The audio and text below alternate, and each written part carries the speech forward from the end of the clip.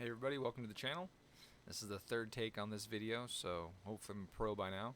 I've had some technical issues that I think I've worked through, so we'll give this one more go. Today we're going to discuss physics a little bit and how it applies to engines. But this is going to be a little more in-depth than I have been in the past, a little more technical than I have been in the past. But I think that in this case I can't be less technical than what I'm going to tell you now. So today we're going to talk about Maxwell-Bolzmann distribution and how that and other physical properties affect combustion in an engine. So what is Maxwell-Boltzmann? Well, Maxwell-Boltzmann distribution is it's a chart or a graph that displays the probability of a molecule to have a specific velocity based on the temperature that the molecule in gas, that's important, it's in gas, is at. So the graph looks like this. You will see that on the left side we have a lower temperature, and you'll see that most of the molecules are distributed in one big tall spike, one peak there.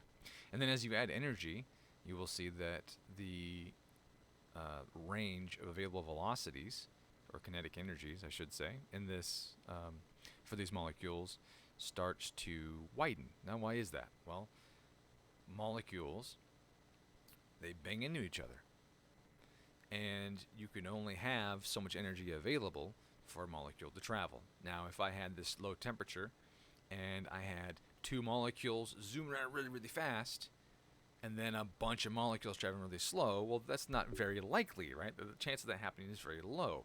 The fast molecules are going to want to bang into other things, and when they do that, they're going to exchange energy.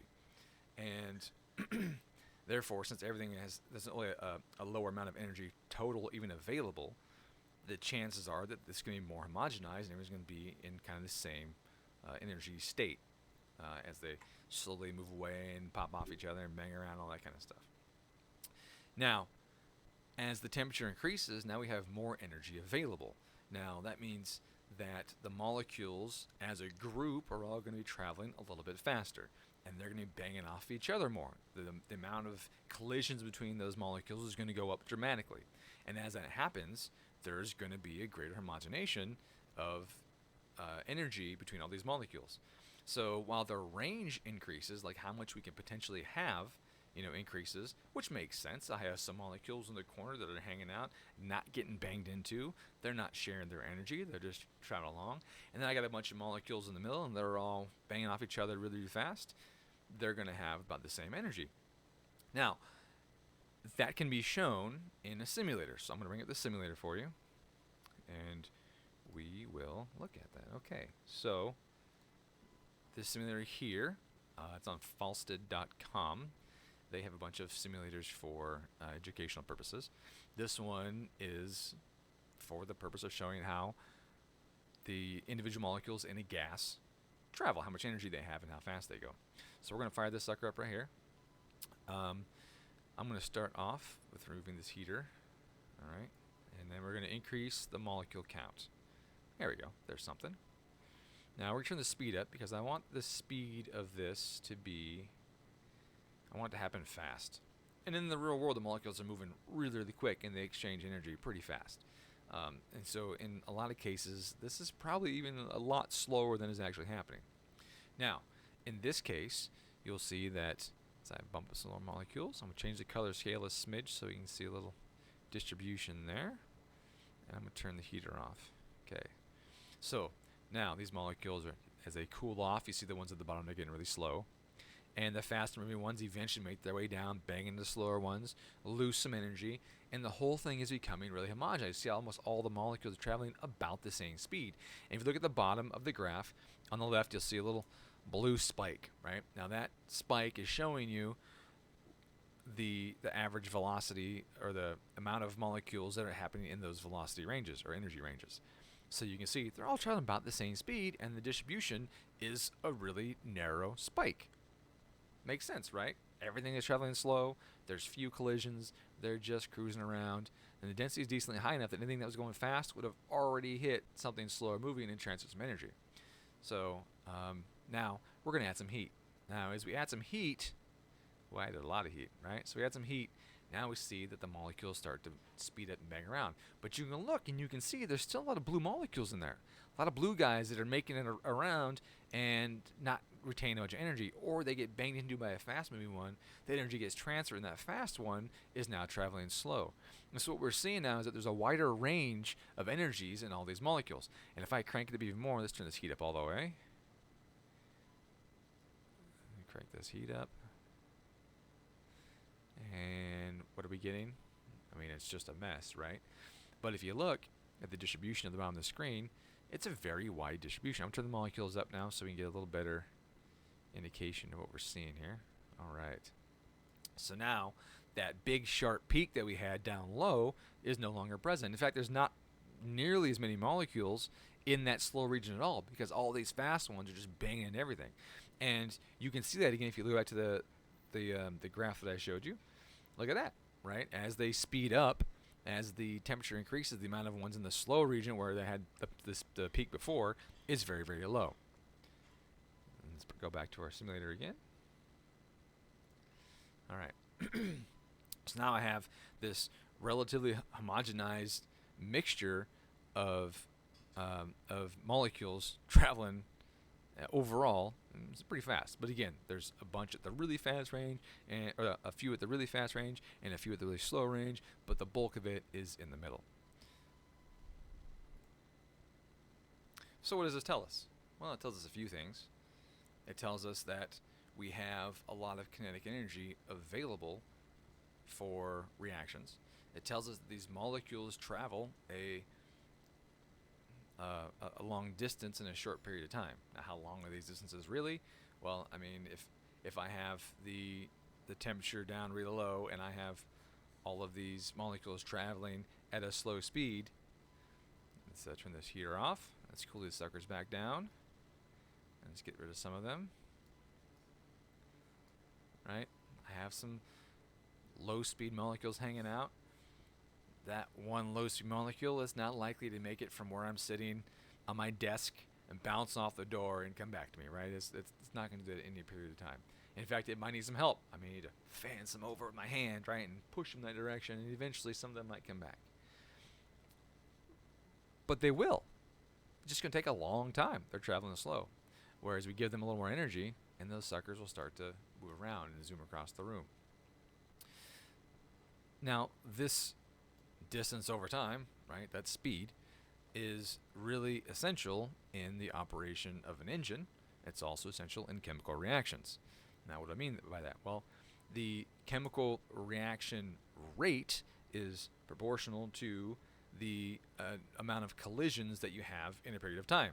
That makes sense, right? Rate involves time, and in order for a reaction to occur, I need collisions. So if I have collisions per unit of time, well, what kind of thing would cause more collisions? Well, we're seeing it, right? We're seeing how high this collision count happens as we increase temperature. They're just banging off each other like crazy. So I have a much higher probability of collisions, and therefore my reaction rate is going to increase. So what does that mean, though? Well, let's go to a reaction itself and look at a reaction. So this is a generic potential energy diagram for any exothermic reaction. Really generic. The actual values will change based on the reaction, but the points on it are all basically the same as to what they tell us. So what we have is we have the potential energy of a mixture on the left. That's at point A. So from the bottom line up to A, we have a total quantity of available potential energy. And at the end on the right, we have D, and D is the potential energy of the system after the reaction has occurred. Now, between A and D, we have a difference, and that difference is the amount of energy that leaves the reaction and is used to provide us heat or whatever the reaction may be providing. Typically, it's heat. But if you look at B, you'll see this little hump. Now, what is that hump? Well, that hump is the activation energy. It's how much energy is needed to be added to this mixture, right, of these chemicals or whatever it happens to be. How much you have to add to this to force the reaction to actually occur. And once the reaction happens, Then you travel down the backside of that slope from A to D. Now, if the difference from A to D is greater than B, then the reaction is self-sustaining. It'll continue to occur, provided the energy from that reaction can make it to the next molecule, if everything's close enough, right? So that brings us to cars and lean burn engines. In the 90s, Honda had a lean burn engine. So other manufacturers as well, but the Honda one was more popular. It was in the Civic EX. And this engine would burn really lean, relatively lean, and therefore their philosophy was that they would save fuel economy. And so the engine would burn around 16, 17 to 1. Now that's really lean when stoichiometric fueling is 14.7 with 100% gasoline, but now with ethanol that we have in our fuel, the E10 or 14.13. But regardless of that specifically, it is a lean burn. And what that means, though, is if it's lean, that means I have very little fuel for the amount of air in the chamber. And if I have very little fuel for the air, that means I have fewer molecules for this reaction to occur. Now, if I take that low concentration of fuel in the air and I spread it out, well, then the odds of the energy of the reaction traveling from one molecule to the next is reduced. So what happens is I have a situation where the proximity of the molecules is very important, otherwise the reaction cannot continue. Now, if you go to a Subaru, like the EJ25 for example, that is not a lean burn engine. The Subaru has a much narrower flammability window, and the flammability window is the range of AFRs that the engine can operate in without misfiring, right? What AFR range will the engine actually produce a combustion event? And so the Subaru cannot be anywhere near that lane. Typically, the Subarus will start misfiring somewhere in the 15s, mid-15s. And that is due to the amount of space between them, between the molecules, when the ignition event happens. So how does that proximity of the molecules relate to the energy in the molecules? Well, again, if the molecules are further apart and the energy or the velocity of those molecules is low, then they're not likely to make it to the new location. As we saw on our simulator, the low energy molecules trying to take a long time to get from one point to another inside that box. Whereas when you crank them up, right, they were going all over the place really quick, really fast. So what about that? Well, we already said that they have to be close enough together for the reaction to occur, but what else does that affect? Well, the reaction rate, which we said, right? Now, the rate itself has to do with the amount of energy available. Well, what is the rate affected by? It's affected by the number of collisions. Number of collisions is affected by the speed of the molecules. The speed of the molecules is affected by the temperature. Now, tuners and most automobile owners know that temperature isn't necessarily good. If things get really hot, then bad stuff can happen. Now, having too cold of a temperature is also bad. That's why you got to warm the car up a little bit before you ask it for everything that it's capable of producing. But so there is a range at which the engine operates the most effectively or efficiently. Now, let's add some load to this engine, right? We're going to add load. We're going to add mixture concentration. We're going to increase the amount of fuel and air in the same volume that we had before. Now, the proximity is no longer an issue. Everything is close together. It's compact in there. Now what we have, though, is we have heat, and we're compressing this larger volume into the same chamber size that we had before. So now we're adding heat and energy during the compression phase, and then we're going to light it off. Well, we've got the temperature, we've got proximity, we have all this stuff in there. How fast is this going to burn? Well, if it burns really fast and it burns too fast, then we can create a situation where the cylinder pressure in this engine is too high and damages components. Or the heat and the pressure combined are sufficient to auto-ignite the fuel in another location in the cylinder.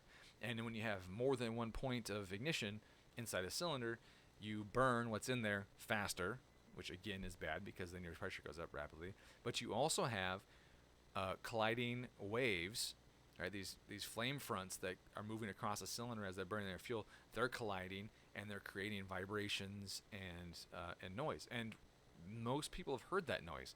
It sounds like somebody is shaking rocks in a tin can, especially when some little four-banger Hyundai from the late 90s that's got 87 octane in it, and it's the middle of summer, and the lady's on her phone, the light turns green, and she wasn't paying attention, someone honks, and she smashes the throttle, then you hear coming out of the engine because it's detonating like crazy. Why? Because there's so much extra heat in there, and the low octane creates a situation where these wavefronts start colliding and you get that audible noise. Now, detonation is bad. Clearly, we know it's bad. But what do we do about it? Well, what we do is we know that as we increase temperature, we're increasing our reaction rate in the cylinder, which increases our cylinder pressure. And so as a calibrator, our job is to look at all those temperatures and figure out how those affect the reaction in the cylinder. Those temperatures are coolant temperature, intake air temperature, and then other things that you can't measure, which are associated with heat soak, which has to do with just how much of that heat is retained in the engine block, in the cylinder head, in the piston itself, right? How much of that heat is in there? If I fire an engine up and I do a quick pull, the heat has not had a lot of time and hasn't been very hot for a long period of time to soak into the piston, to soak into the head, to soak into the walls, and that kind of stuff. So the reaction is going to occur slower. Now, if I'm on the track and I come out of a corner and I get on it again, right? Well, everything's already really hot. Everything's heat soaked. And as I add more energy to it with this combustion, the amount of heat that's being wicked away from that event by the cylinder head and by everything is going to be less. It's going to retain more of that heat in the chamber, and so the coolant temp, the air temp could have been exactly the same in both these situations, but the amount of heat that's been put into that head continuously is different, right? And so that's what the heat soak we're talking about. The amount of heat in the valves, like every part in there is going to hold on to some heat, and so we have to know based on the history, as in the operational history of the car, what's happening up to this point, and be able to compensate for all those different sources of heat and what they do to the reaction rate. And really experienced guys are better at compensating for heat soak, or they know when it's going to occur and what they can do to control it. So one rate that I clearly didn't compensate correctly for was the rate that my battery would drain after doing 3 takes. So now that I'm back and the camera is plugged in, I just wanted to close, actually, which is crazy because the video was just about done. I just wanted to close with saying that my theories on the lean burn and the flammability window right now are theories based on the data that I presented you with. My experience has shown that almost every engine that has a big bore and a relatively short stroke and a relatively short rod ratio and a large combustion chamber has a narrow flammability window. The Dodge Hemi, that is another example. They even have 2 spark plugs in there to try and speed up the burn because everything is so slow in there. So there's a lot of evidence that supports this idea that the kinetic energy of the molecules and the proximity of the molecules greatly affects how well that reaction happens and how well the engine itself, or any engine, can produce a combustion event and get that energy out of that reaction. Hopefully this has been enlightening. I know that learning more about it, using that simulator and doing the math and seeing the graphs really set off a lot of light bulbs in my head. I was spent a lot of time going, no way, while my teacher was talking about it, and he'd pop open another graph. I would see that, and it instantly would relate that to what I have seen in these cars. Now, I do have some really big manuals and books. I just got the 2nd edition of Haywood's Internal Combustion Engine Fundamentals. I'm going to go through that book and see if it goes into any of the math associated with the flammability windows, and if I find anything that contradicts what I'm saying, then I'll update you guys, let you know. But overall, when you're tuning an engine or trying to understand how it works, everything I told you is accurate in that temperature affects reaction rate, which is the burn speed, which is the rate of pressure increase in the cylinder. Heat soak affects all those things, and the amount of energy you get out of a reaction, or how much energy it takes to produce a reaction, and where that energy comes from is multiple sources in an engine. So again, I hope that's good. Thank you for your time, and have a good day.